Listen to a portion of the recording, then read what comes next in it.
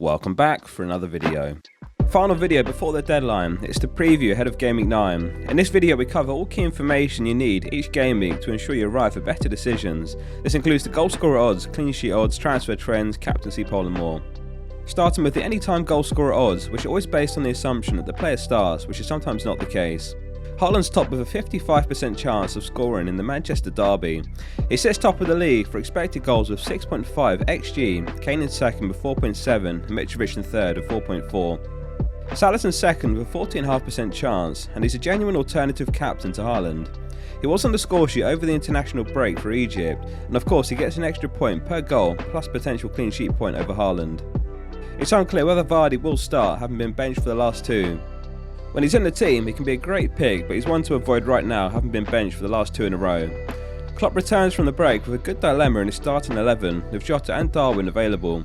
You'd expect Nunez to start this one, and Jota makes an appearance off the bench. Mitrovic has a 35.5% chance against Newcastle. He was absolutely flying for Serbia over the break with a hat-trick against Sweden and then a goal against Norway. He was spotted with ice around his foot after the game, but unlikely to be anything serious. Tony's been given a 34% chance against Bournemouth.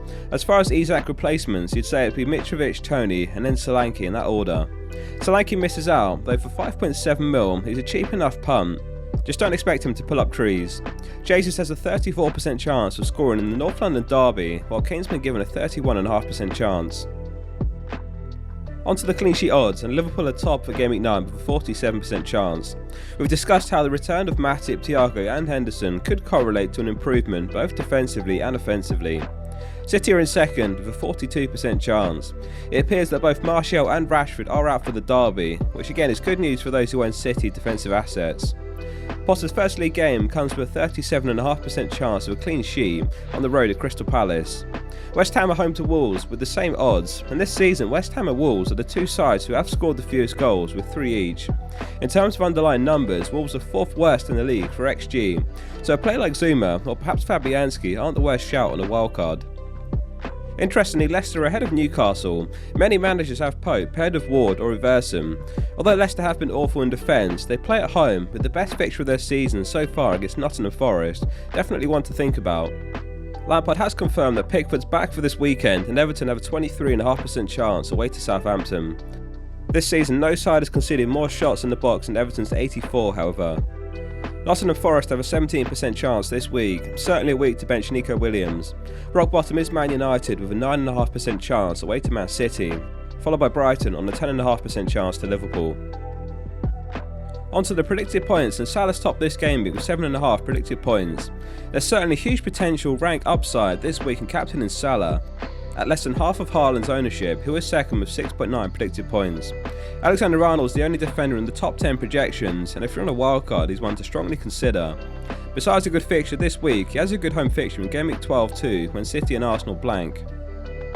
5.3 points for De Bruyne this game week, which suggests a hit for Salah is not worth it, a popular talking point this week. Bowen's an easier hold for the Wolves game despite no returns as of yet this season. He's really only found his way into most teams from Gameweek 8 anyway. Bamford's a name that's not been thrown around much. He makes the top 10 with 4.7 predicted points for the home game to Villa. Many managers are looking for an Isak replacement. The concern with Bamford is his minutes. He played 45 minutes last match and 14 minutes the game before that. Longer term, he'd put Mitrovic and Tony ahead of Bamford.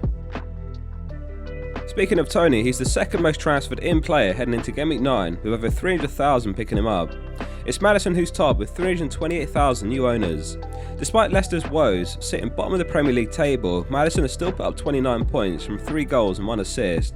If they can find their stride over the next 5, who knows what he's capable of. Saliba's up there as well, but it seems like the wrong week for it, up against Tottenham, and then Liverpool, then Leeds, and then a blank game week.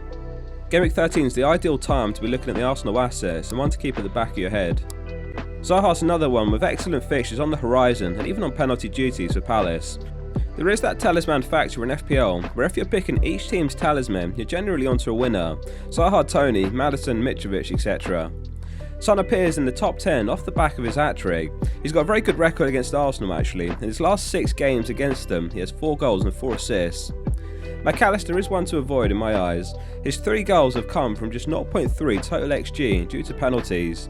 De Zerbi may line up with a 4-2-3-1 as well, which may see McAllister continuing to play deep. On to the most transferred out players, and it's Jay-Z's top with just under 300,000 managers selling him. He's not done a whole lot wrong, the 5th top scoring forward with 4 goals and 3 assists from 7 games. That said, both Tony and Mitrovic are on more total points and cheaper, so it's an understandable time to sell after factoring in the fixtures.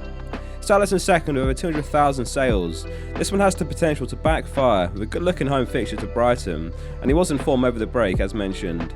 And then he was given Egypt's second friendly off to return to Liverpool and focus on Gameweek 9. Likewise, Alexander-Arnold is the most sold defender this week, but one to consider buying if anything. In my case, there's no route to him this week, but Gameweek 11 or Gameweek 12 he'll join the team along with Salah. We found out this week that Smith Rowe has had surgery and he'll be out till December, so there's still a big lack of competition for Martinelli's spot, and despite the fixtures he still feels like a hold, particularly considering the price rises many have taken while owning him.